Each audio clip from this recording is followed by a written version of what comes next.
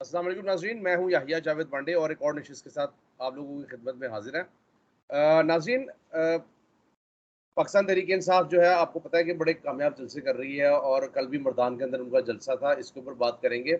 और अगला जो जलसा है वो इमरान खान साहब का आज सियालकोट में था, लेकिन सियालकोट में जो सूरत-ए-हाल है उसके हवाले से भी आपको बताएँगे कि वो उसको कंट्रोवर्सी मौजूदा हुकूमत क्यों बना रही है। और एक बड़ी अहम चीज़ है कि वो अमेरिका के हवाले से है कि अमेरिका जो है वो क्यों नहीं चाहता कि इमरान खान साहब दोबारा इक़्तिदार में आएँ। अस्सलाम वालेकुम ब्रिगेडियर साहब and welcome to the show. जी बहुत बहुत शुक्रिया भाने, बहुत शुक्रिया, थैंक यू वेरी मच। बिस्मिल्लाहिर्रहमानिर्रहीम। आपने जैसे हम पहले भी बात करते रहे या और वो बात रही है कि जो पाकिस्तान के अंदर एक पॉलिटिकल कन्फ्रंटेशन चली हुई है, जिसमें एक तहरीक एतमाद अदम एतमाद के ज़रिए एक इम्पोर्टेड गवर्नमेंट को लाया गया, अमेरिका का उसमें पैसा चला और फिर उसके अंदर जो कैबिनेट थी जो बनाई गई उसमें बहुत सारे लोग क्रिमिनल थे। उसके बाद इमरान खान निकल गया हुकूमत से। अब जब इमरान खान हुकूमत से निकले तो उन्होंने जलसों का ऐलान कर दिया और जलसों की एक ट्रेडिशन, एक सीक्वेंस चला है जो इस्लामाबाद से चला और मुख्तलिफ शहरों में अटक का आपने जलसा देखा, मैसिव क्राउड था अटक में।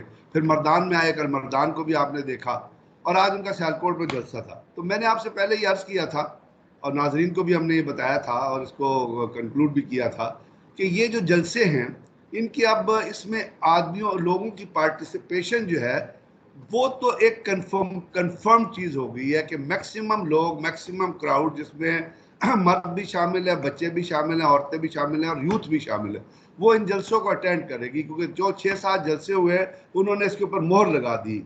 कल जो खासतौर जो अटक में जलसा हुआ था तो आप यकीन कीजिए कि पूरा अटक जो था वो ब्लॉक था और यही मर्दान में हुआ।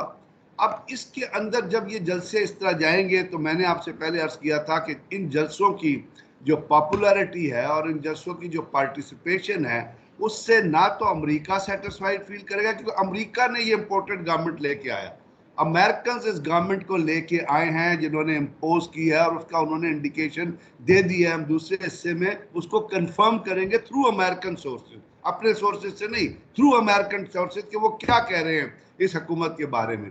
तो वो तो कंफर्म हो गया कि जी वो इस चीज को लेके आगे चल रहे हैं और उनको पसंद नहीं आ रहा कि अमेरिका के पाकिस्तान के अंदर इमरान खान के जलसे हो। दूसरी यहाँ पे जो इम्पोर्टेड गवर्नमेंट बैठी है और जो उनकी अथेंटिसिटी है, जो उनकी रिलायबिलिटी है, जो उनकी एक्सेप्टेंस है पब्लिक में, वो बिल्कुल जीरो है। यानी आप देख लीजिए कि 6 हफ्ते उनको आए हुए हो गए, पाकिस्तान की माशी हालात बद से बदतर होते जा रहे। अल्लाह इस मुल्क पे रहम करे, खुदा ताला की ज़ात इस मुल्क पे रहम करे।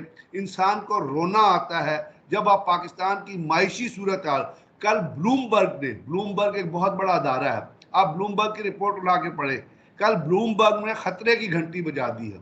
डॉलर आपका 200 रुपए पे जा रहा है, आपका स्टॉक एक्सचेंज रोजाना क्रैश करता जा रहा है, चीजों की कीमतें स्काई रॉकेटेड जा रही हैं, लोगों को मुर्गी खाने को नहीं मिल रही है, दाल खाने को नहीं मिल रही, सब्जियां खाने को नहीं मिल रही, लोग बेचारे परेशान हैं। तबाही और बर्बादी का एक हाल हुआ है और इम्पोर्टेड गवर्नमेंट का वो वजीर आजम जिसके ऊपर केसेस है, जिसका आज एक मनी लॉन्ड्रिंग का केस, वो 3 दिन से लंदन में अय्याशी कर रहा है। ये लोग लंदन में जाके अय्याशियां कर रहे हैं, पाकिस्तान की पब्लिक मर रही है। तो पाकिस्तान की पब्लिक को इस चीज को देखना चाहिए कि जब आप मर रहे हैं, आपके ऊपर इतनी इन्फ्लेशन आ रही है, आपका इंपोर्टेड प्राइम मिनिस्टर लंदन के अंदर बैठा, क्या ये गवर्नेंस के असूलों के मुताबिक? मैंने गवर्नेंस का एक असूल बताया था आपको, रिस्पॉन्सिबिलिटी, जिम्मेदारी लेना। जिम्मेदारी जब यही लेती जो हुकूमत, वो फेल हुकूमत होती है, वो फेलियर होती है। तो वो 3 दिन से लंदन में बैठा अय्याशी कर रहे हैं वहां लंदन के अंदर। इस हालात में जब ये नेचुरली जब ये हालात आप करेंगे तो जलसों में पार्टिसिपेशन और बढ़ेगी, क्योंकि अवाम की जो डेप्रीवेशन है, जो उनकी हक महरूमी, उन्होंने उसको किस तरह एक्सप्रेस करना है? उन्होंने उनको इसके जलसों के थ्रू ही एक्सप्रेस करना है ना। अब पाकिस्तान में एक तो थीसिस हमें क्लियर होता जा रहा है आहिस्ता आहिस्ता, और वो थीसिस ये है कि ना तो अमेरिकन सेटिस्फाइड है इमरान खान के जल, उन्होंने इमरान खान को नहीं आने देना और उसका उन्होंने इंडिकेशंस दे दी हैं। और इस तरह ये हुकूमत जो ये बौखलाई हुई है, कभी एक राना सनाउल्लाह कभी एक कॉल देता है, कभी कहता है ये 20 बंदे नहीं आने दूंगा, कभी ये करूंगा। अब अगर एक अच्छा जलसे कर साहब, रहे एक बात यहाँ पे चल रही है, मैं एक बात इसमें ऐड कर दूं ज़िम्नन कि इमरान खान साहब की गिरफ्तारी के हवाले से बातें चल रही है, तो आप समझते हैं कि उनको गिरफ्तार या नजरबंद किया जा सकता है? मैं आपसे और ये अर्ज कर रहा हूँ कि ये जो जलसे हो रहे हैं, इनका इम्पैक्ट आज आपने सियालकोट के अंदर देख लिया ना, कि सियालकोट के अंदर किस तरह उस जलसे को अपरूट करने की कोशिश की गई है। अब ये हुकूमत जो है ये मजहब कार्ड को खेलती है, मजहब के जरिए लोगों में तफरका पैदा करती है। जैसे मस्जिद नबवी में हुआ तो आपने क्या किया, कौन सी क्लॉज लगाई गई? क्या मस्जिद नबवी में वाकया हो रहा है, आप पाकिस्तान के अंदर एक ऐसी क्लॉज लगा रहे हैं जिससे एक मजहबी तासुर पैदा हो रहा है। क्या ये अकल की बात है? लोगों को सोचना चाहिए ना, ये लोगों के भी सोचने की बात है, उन्होंने भी रिएक्ट करना है, उन्होंने भी इस चीज को देखना है कि आपने उसमें खत्म नबूवत की क्लॉस लगा दी। अब यही चीज आज आप देख लें, आज सियालकोट के अंदर जो कुछ हुआ है, लोगों को ये पता होना चाहिए कि ये वो सड़क है जो सियालकोट से वजीराबाद से सियालकोट जाती है। कैंट से पहले एक खुला ग्राउंड है, उस ग्राउंड के कोने पे एक चर्च है, वो माइनर चर्च जो है वो उससे वो जमीन बिलोंग करती है। उसके अंदर जो है वहाँ पे शादियां भी होती है, मार्कियां लगती है, बेताशा शादियां होती है वहाँ पे। उस शादियों को करने के और मार्की के करने के लिए वहाँ के जो इंतजामिया के लोग हैं जिनकी ये ज़मीन है वो पैसे लेते हैं। इस दफ़ा भी जो हकाइक सामने आ रहे हैं कि डिप्टी कमिश्नर को एप्लीकेशन दी गई थी और डिप्टी कमिश्नर ने कहा था कि 99% आपकी एप्लीकेशन जो है वो, क्योंकि ये है ही, ये जगह ही उस लिए इस्तेमाल होती है, उसने कहा जी 99% एप्लीकेशन आपकी अप्रूव हो जाएगी, आप जाके अपने जो वो है जो जलसा है उसका इंतजाम करें। तो वो लोग जलसे का इंतजाम करने लगे। अब सुबह ही सुबह जब उनको ये कमिटमेंट दे दी गई, उस्मान डार ने बताया भी है और मैंने चेक भी किया इस चीज को, वहां पे जो एहलकार हैं जो डिस्ट्रिक्ट गवर्नमेंट के, उन्होंने कहा जी हाँ बिल्कुल, उस्मान डार को कहा गया था कि 99% डिप्टी कमिश्नर, क्योंकि ये जमीन और ये मैदान इस्तेमाल ही इसलिए होता है, लोगों को ये पता होना चाहिए। अब वहां पे सुबह ही सुबह पुलिस पहुंच गई और आप देखिएगा कि उसके अंदर हजार जो अपना पुलिस वाले कम थे, गुल्लू बट ज्यादा थे।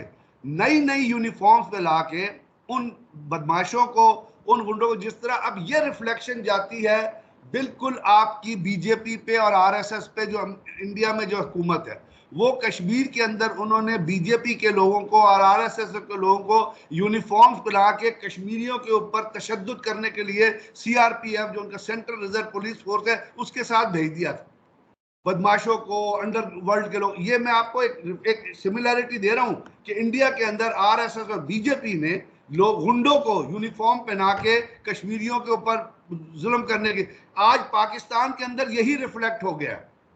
आज जिस तरह पाकिस्तान के अंदर मामला पठानकोट में होता था, एफआईआर गुजरावाला में दर्ज होती थी, यानी वो सिमिलैरिटी थी जो पाकिस्तान की नवाज शरीफ की और नरेंद्र मोदी की आपस में मिल रही थी। आज शहबाज शरीफ की हुकूमत की और आरएसएस और बीजेपी के जो गुंडे करते हैं, जो पुलिस की यूनिफॉर्म, वो आज मिल रही है कि वहां पे लोगों को यूनिफॉर्म बना के भेज दिया गया और वहां जाके उन्होंने अप्रूव कर दिया। अब चलो आपने अप्रूव कर दिया, आपने कहा कि जी अपने बात पे फिर गए। अब वो एक अता तारड़ एक मुस्लिम लीग का वो है लीडर है, जिसके वालिद, जिसके वो रफीक तारड़ साहब ने पाकिस्तान के अंदर जजों को खरीदने की करप्शन का आगाज किया था। वो शहबाज शरीफ के साथ जहाज में गए थे कोयटा, वहां 3 दिन जहाज खड़ा रहा था, शहजाद अली शाह के खिलाफ वहां तो जजों को खरीदने किया, अदलिया को खरीदने की करप्शन का आगाज रफीक तारड़ साहब ने किया था, जो पाकिस्तान के प्रेसिडेंट थे, उनको फेवर में उनका वो कोई अता तारड़, वो अब एक मजहबी मुनाफरत फैलाने की कोशिश कर रहा है, मजहबी तफरका फैलाने की कोशिश कर रहा है। वो कह रहा है कि जी वहां पे शिया क्रिश्चियन और मुसलमानों का फिसाद शुरू हो रहा था। यार ये कहां से लॉजिक है? खुदा के वास्ते इस मुल्क के ऊपर रहम करो, अगर तुम्हारे अंदर काबिलियत नहीं है तो अपनी जबान को कंट्रोल करो। क्या आप अपनी ताकत के लिए यहाँ पे मजहबी फसादात कराना चाहते हैं जैसे इंडिया के अंदर मजहबी फसादात होते हैं? ये क्या रैशनैलिटी है? इस मुल्क के साथ क्या हो रहा है? किस किस्म के लोग पैदा हो गए इस मुल्क में कि वो लोगों को हवा दे रहे हैं और नेशनल टीवी पे आके ये कह रहे हैं कि क्रिश्चियंस और मुसलमानों को लड़ाने की कोशिश की जा रही है। यानी एक ग्राउंड ऐसा जिसके अंदर ये चीजें होती रही हैं और जो उसके ओनर हैं उनको कोई इतराज नहीं, और डिप्टी कमिश्नर कहता रहा कि 99% आपको सैंक्शन है, तो आज आप ये काम कर रहे हैं। अगर आपने ये काम किया तो मजहबी कार्ड को तो इस्तेमाल ना करें। ये मुनाफकत फैलाने की कोशिश कर रहे, ये नफरत फैलाने की कोशिश कर रहे। पहले इन्होंने वो सऊदी अरब के वाक़े से किया, आज इस तरह कर रहे। पाकिस्तान के अंदर ये चीजें कब तक चलेंगी? एक गवर्नमेंट परफॉर्म नहीं करी। ब्लूमबर्ग कह रहा है कि आप तबाही की तरफ जा रहे हैं। मैं नहीं कह रहा, ब्लूमबर्ग की रिपोर्ट उठा के पढ़ ले कि पाकिस्तान में गो टू डिफॉल्ट, और आपका प्राइम मिनिस्टर जो है वो इंग्लैंड में बैठा हुआ है, आपकी कैबिनेट उठ के मेरे और आपके पैसे से टिकट लेके वहां चली जाती है। पाकिस्तान के अंदर पॉलिटिकल एक्टिविटी होती है, उस पर आप मजहब के दरमियान में शामिल करें, नफरत फैलाने की कोशिश करते हैं, लोगों को एजिटेट करने की कोशिश करते, मिस इन्फॉर्मेशन, झूठ बोलते हैं, हिपोक्रेसी करते हैं। अब इसका क्या, ये इसलिए हो रहा है या कि मैं इसके अंदर आपको पहले अर्ज किया है कि जलसे जब होंगे तो इस जलसों का इम्पैक्ट ये होगा। पाकिस्तान में हमेशा आपको पता है इलेक्शन मनूवर हुए, कोई इलेक्शन फेयर कभी नहीं हुआ। एक इलेक्शन फेयर हुआ था जो यहिया खान ने कराया था, जब अवामी लीग ने 160 सीटें जीती थी और पीपल्स पार्टी ने 81 सीटें जीती थी। उसके बाद एक इलेक्शन भुट्टो साहब ने करवाया। तो अब उस दिन को याद करिए जो भुट्टो साहब ने इलेक्शन करवाया था। भुट्टो साहब के इलेक्शन के बाद एक तंजीम बनी थी जिसने भुट्टो साहब के खिलाफ जो है वो पीएनए पाकिस्तान, जिसके में तमाम पार्टियां थी, उन्होंने भुट्टो साहब के खिलाफ मूवमेंट शुरू कर दी थी और बहुत बड़ी मूवमेंट चली। उसके अंदर बहुत अमेरिकन पैसा आया था फिर, क्योंकि भुट्टो साहब को रखना नहीं था। भुट्टो साहब को कह दिया गया था जब उन्होंने एटम बम बनाया था और उन्होंने उसको कह दिया था अमेरिकन को कि आज मेक ए बॉम्ब, तो उन्होंने जब उन्होंने सिक्योर वहां पे सरबराही कॉन्फ्रेंस की थी, उनको हटाना था, तो वो पीएनए क्रिएट की गई। उसके अंदर बेतहाशा अमेरिकन ने पैसा डाला, लोगों को पैसा मिला, लोग ट्रेनों के आगे ले गए।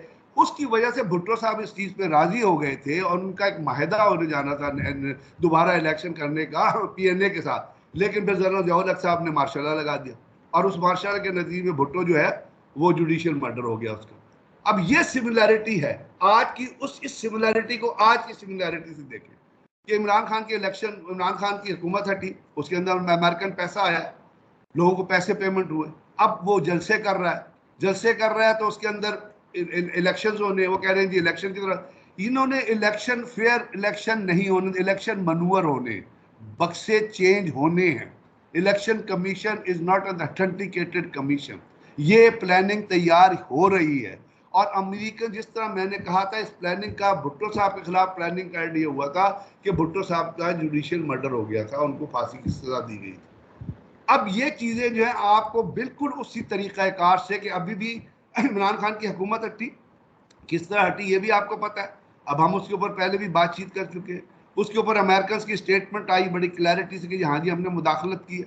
मुदाखलत के बाद जो है उन्होंने कहा कि जी हम पाकिस्तान को जो है वो चल नहीं देंगे। उससे पहले अमेरिकन की स्टेटमेंट आई कि आप सी पैक को चाइना से रोकें।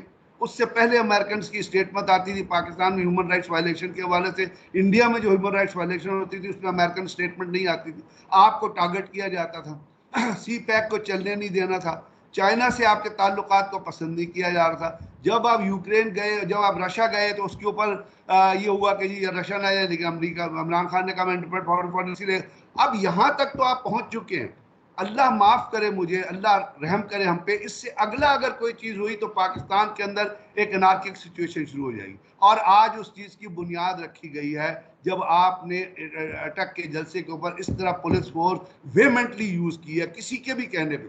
आप खुद कह चुके हैं कि जी आप पीसफुल जलसा करें, अब गवर्नमेंट ने बयान दिया है ना।